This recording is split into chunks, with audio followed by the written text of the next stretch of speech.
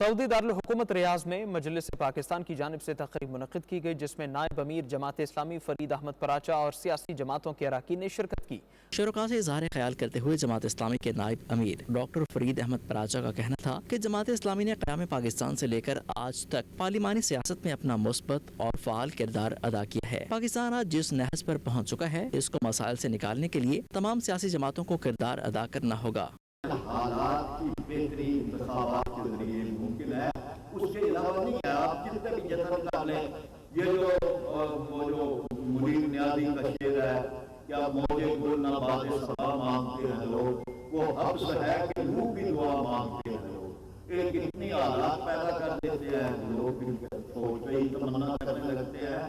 مجلس پاکستان کے صدر رانا روف کا کہنا تھا، اوورسیز پاکستانی ملک کی صورتحال سے پریشان ہیں۔ ہم اپنے تمام سیاسی لیڈروں سے اپیل کرتے ہیں کہ تمام مسائل کا حل نکالیں۔